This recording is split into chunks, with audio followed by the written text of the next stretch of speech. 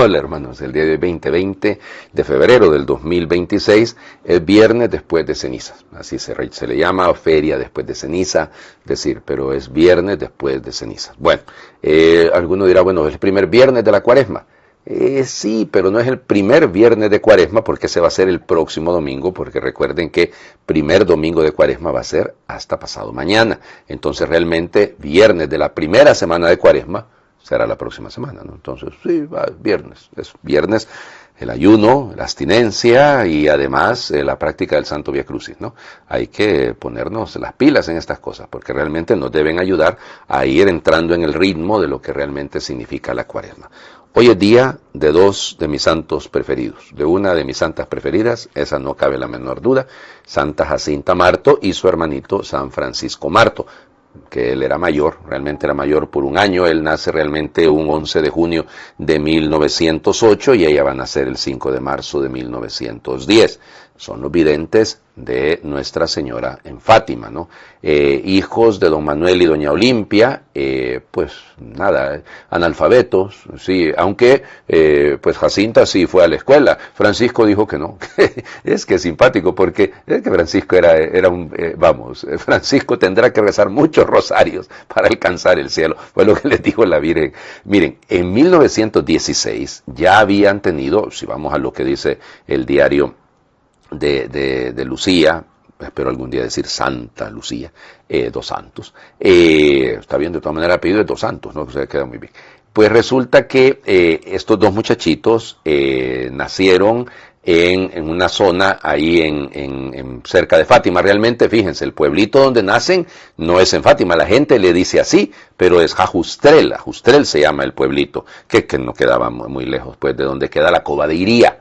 Ya, eran pastorcitos, desde pequeños ellos querían andar siempre con su prima, porque Lucía es prima de ellos, y les gustaba, rezaban el rosario a la carrera para ponerse a jugar, en serio, es bien simpático. Insisto, Lucía cuenta eso, ¿no? Que recían Padre Nuestro, amén, y ya con esto había, Dios te salve, amén, y entonces eran así, ¿no? Y bueno, pues en 1916, que era lo que les quería contar, pues se les aparece un ángel, ya, que les anuncia que la Virgen pues va a hablar con ellos, les enseña algunas oraciones y demás, ¿no? Y claro, ellos se quedan un poco asustados, pero bueno. Francisco, era un poco, tranquilo, digamos, su personalidad era menos activa que en el caso de Jacinta, que Jacinta es mucho más activa. Como ya sabemos, un 13 de mayo de 1917, pues se les apareció la Virgen, que les invitó a hacer penitencia y a orar el Santo Rosario para que se salvaran los pecadores. Bueno, está bien por la penitencia, ¿no? Miren, realmente la que muere un 20 de febrero, que es lo que celebramos hoy, es Jacinta, muere un 20 de febrero de 1920. Lo que pasa es que Francisco va a morir un 4 de abril del año anterior, de 1919. Y entonces, claro, 4 de abril, de hecho este año 4 de abril ¿qué es? Madre del Señor, 4 de abril creo que es Sábado Santo, ¿no? O sea, vigilia de la Pascua. O sea, imagínense, ustedes no lo hubiéramos podido celebrar, pero 20 de febrero queda bastante bien, ¿no? Bueno, entonces ya sabemos, insisto, la Virgen se les aparece, 13 de mayo, le dice que si pueden venir cada 13 de mes a orar con ella, van a sufrir estos pobres, ¿no? El alcalde de ahí de Ajustrel los trató, pero de la patada, ¿no? Los amenazó con que los iba a meter en una olla de aceite hirviendo, y bueno, y ellos dispuestos a morir, con tal de no cambiar de hacer lo que la hermosa señora les decía, ¿no? En la tercera aparición, quiero llegar a este punto porque es fundamental, en la tercera aparición, la Virgen les enseñó el infierno. Algunos dirán que cruel la Virgen, Dios mío, enseñándole a unos niños, imagínense ustedes cuánto tendrían, 7, 8 años en ese momento, ¿no? Realmente estaban muy pequeñitos, ¿no? Qué barbaridad, bueno, Jacinta es la menor de los tres, y ver el infierno, pero eso le impresionó tanto a Jacinta que ella se propuso que todos los sacrificios que iba a hacer de ahí en adelante iba a ser por la salvación de los que, para que nadie se fuera al infierno. Eso es todo. Yo le pido a ella que ore muchísimo por mí, por eso siempre la tengo, insisto, como una de mis santos preferidos. Francisco, por el contrario, fíjense en todo lo de las apariciones y demás, y fíjense, hay un detalle con esto, ¿no? Si leemos el diario el diario no de Sor Faustina, sino de Lucía, nos topamos con que Francisco en algunos momentos no alcanzaba a ver a la Virgen. Jacinta tuvo más apariciones de la Virgen que los otros dos. No sabemos, Lucía, yo no he sabido de esa parte, pero no creo. Pero a Jacinta sí, la Virgen se le apareció muchas veces de manera privada a ella, ¿no? Francisco lo que quería, como les digo, era consolar al Señor Jesús. Eso era su meta y decía que quería ir al cielo para consolar al Señor Jesús. Entre consolar al Señor Jesús y dedicarse a salvar a los pecadores, prefería consolar al Señor Jesús. Jacinta al contrario, ¿no? Jacinta sabía que iba a ir al cielo, la Virgen se lo había dicho, le había dicho a la Virgen que iba a morir sola y murió sola. Eso sí es cierto, porque la llevaron a un hospital allá en Lisboa y ahí pues va a morir solita. Pero bueno, y con un sufrimiento no terrible. Miren, ambos, aquí hay una discusión, porque yo lo leo en varios documentos, es la época de la gripe española, ¿no? Que no era de España, pero bueno, se conoce como la gripe española, y los dos murieron de un problema, Jacinta va a morir de una pleuresía, pero en el caso de Francisco va a morir de una neumonía y una complicación así, pero murió relativamente rápido, le dio tiempo para confesarse, para comulgar. Dicen que cuando el sacerdote dejó y después de que él había comulgado, le preguntó a la mamá, ¿puedo volver a comulgar? Imagínense ustedes, es una necesidad de Dios, ¿no? Qué bello. Imagínense los que nos pasamos años y años, digo, yo no, pero digo que se pasan años y años sin comulgar, como que si fuera cualquier cosa, ¿no? Y dicen que murió, pues, tranquilamente. No iba a la escuela, como les digo, es decir, que la Virgen le había dicho que se lo iba a llevar rápido. Y entonces, ¿para qué iba a ir a la escuela? Se iba al Santísimo y ella se quedaba cuidando y orando delante de Jesús escondido. Así le decía, no sé si le decían los dos, yo sé que Jacinta le decía Jesús escondido para hablar de la Eucaristía, para hablar de la hostia, ¿no? Así le llamaba, mi Jesús escondido. Bueno, ella, como les digo, sí sufrió muchísimo. Miren que le sacaron 2 costillas para tal vez liberarle los pulmones. Fue un desastre, y lamentablemente no pudo, la anestesia no se la pudieron aplicar porque el corazoncito de ella, imagínense ustedes, una niña. Francisco ni siquiera alcanza a cumplir los 11 años y ella tenía 10 en el momento de su muerte. O sea que realmente eran pequeñitos, ¿no? Y ella soportando el dolor porque todo lo había ofrecido por la conversión de los pecadores. Ya les digo, eso es clave en la vida de ella. Va a morir. El día anterior ella pues se confesó, según dicen, ahí hay una contradicción, pidió la comunión y el sacerdote dijo, te la traigo mañana. Ay, Dios mío, y el sacerdote evidentemente no ajustó a llegar ni mañana, ¿no? Porque había muerto ella. Y le había dicho claramente Jacinta a Lucía que la Virgen se lo había anunciado, que iba a morir lejos de ella, ya porque ella se quedó en Ajustrel, pero a ella la quisieron llevar poco a poco a que llegase al hospital infantil en Lisboa, pero tuvo varias complicaciones para llegar allá porque ahí no se atendía a niños del campo, perdonen, pero esa es la verdad detrás del asunto. Y entonces, pero al final sí logró llegar, pero solo a morir, y murió solita, sin nadie de su familia ni nada alrededor. Cuando le exhumaron a Jacinta todavía estaba incorrupta, la primera vez, ya la segunda no. En el caso de Francisco, lo que hacen notar es que cuando él pues fue exhumado, tenía el rosario entre las manos, cuando no se lo habían puesto entre las manos, se lo habían puesto en el pecho, pero él lo tenía entre las manos, el rosario con el que le enterraron. Bueno, de ahí vendrá todas las historias al respecto, ¿no? Ya sabemos, por ejemplo, importantísimo, la intervención de la Virgen para evitar la muerte de San Juan Pablo II, fue precisamente un 13 de mayo que ocurrió aquello. Por eso Juan Pablo II, cuando va a Fátima, va a darle las gracias al Señor. Bueno, miren, el proceso comenzó realmente en 1946, el de ambos, ¿no? Pero el Papa Pío XI, desde 1937, había prohibido que se hiciesen procesos de canonización de niños, porque decía que no era posible que alcanzaran a vivir de manera heroica las virtudes cuando eran unos muchachitos, y entonces eso hizo que se dificultara un poco. Pero el obispo de Leira, porque realmente es el pueblito que queda ahí, el pueblo, la ciudad que queda cerca de Fátima, se llama Leira Fátima, se llama esa diócesis, ¿cómo se llama? 1978-1979.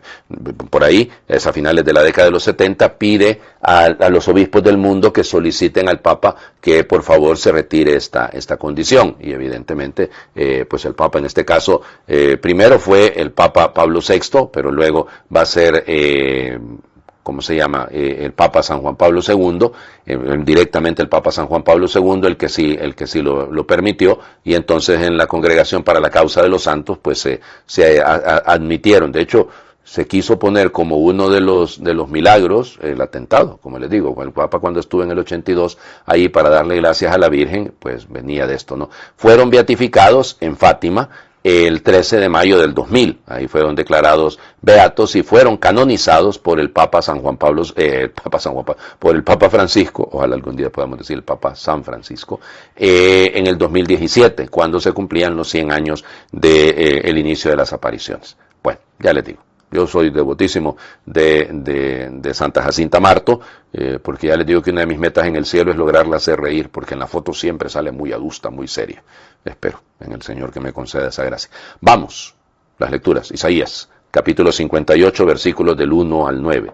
Esto dice el Señor: clama voz en cuello y que nadie te detenga. Alza la voz como trompeta. Denuncia a mi pueblo sus delitos, a la casa de Jacob sus pecados.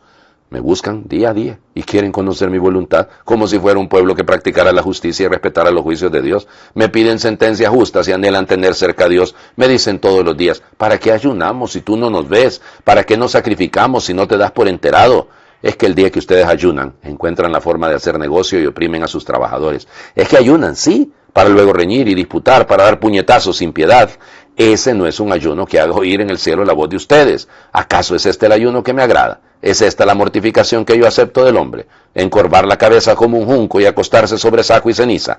A eso llaman ayuno y día agradable al Señor. El ayuno que yo quiero de ti es este, dice el Señor: que rompas las cadenas injustas y levantes los yugos opresores, que liberes a los oprimidos y rompas todos los yugos, que compartas tu pan con el hambriento y abras tu casa al pobre sin techo, que vistas al desnudo y no des la espalda a tu propio hermano. Entonces surgirá la luz tu luz como la aurora, y cicatrizarán deprisa tus heridas. Te abrirá camino la justicia, y la gloria del Señor cerrará tu marcha. Entonces clamarás al Señor y te responderá, lo llamarás y te dirá: aquí estoy.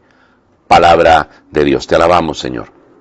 Bueno, yo creo que aquí lo que habría es que completar con lo que el Papa León XIV nos ha regalado para su primer mensaje de Cuaresma, ¿no? El primer mensaje va apuntando al escuchar. Son 3 puntos.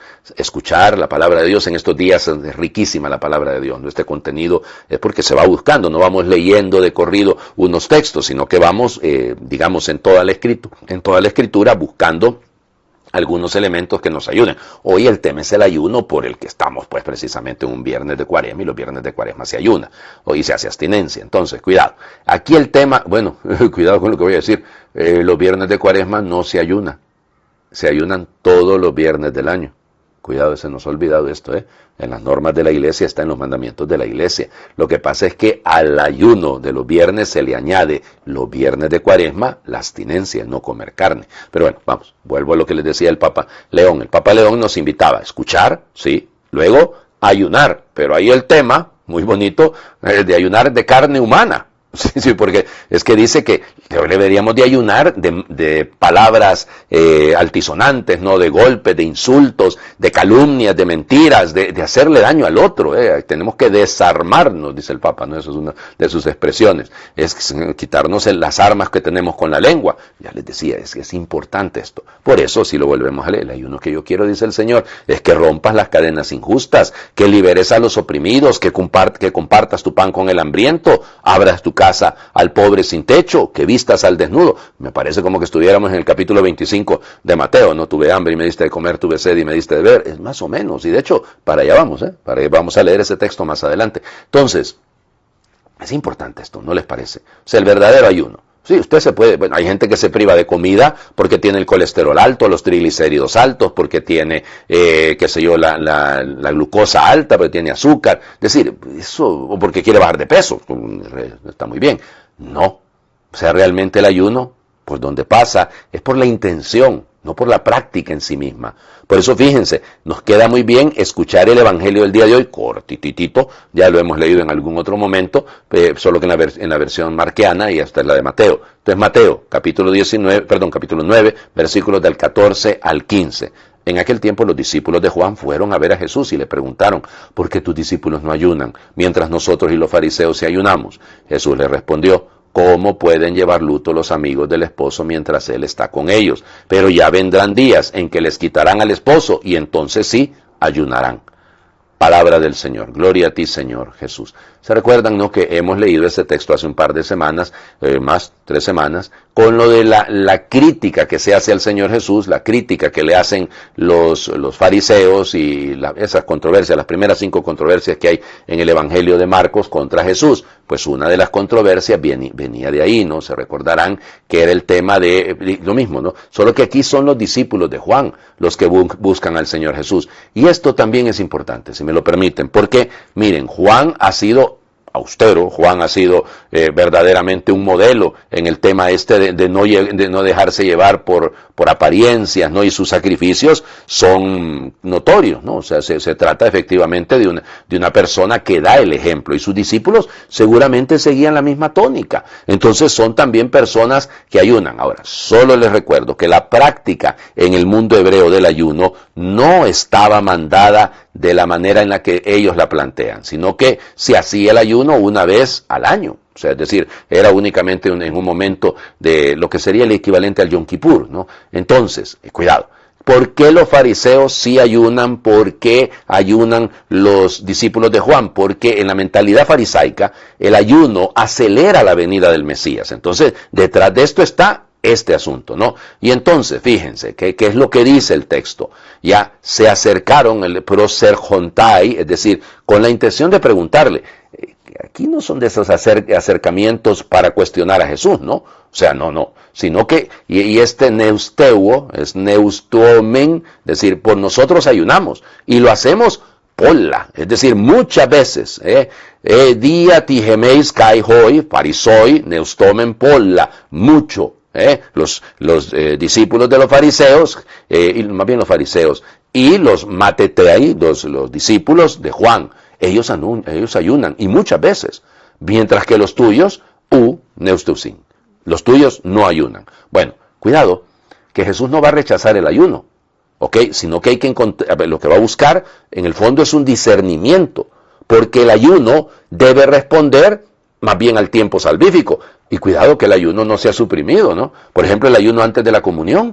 O sea, es 1 hora, está mandado que debemos ayunar 1 hora antes de comulgar. Pero a la gente como que se le olvida, no, véngase a comer lo que sea. Y no, eso no es que sea una falta gravísima, pero significa que no somos capaces de desear, de querer. Entonces Jesús les dice, ¿no? Claro, bueno, fíjense, es bien interesante. Porque lo que dice es, uyoi toi ninfonos. Es decir, los hijos del tálamo nupcial. Eso es lo que dice el término griego, ¿eh? Los hijos no van a estar pentein, no van a estar de duelo, ya, mientras el ninfíos, mientras el esposo está con ellos. Pero va a haber un momento aparte, queda bien como castellano, ¿no? Que va a ser arrebatado, que va a ser quitado violentamente. Entonces sí, ayunarán. Y aquí está en futuro, ayunarán. Bueno, Cristo se está presentando como el esposo mesiánico, no como el esposo de la iglesia, como el esposo de Israel. Bueno, por eso el esposo, mientras él está, hay alegría. Pero va a haber un momento, será quitado, es el tema aquí de la pasión,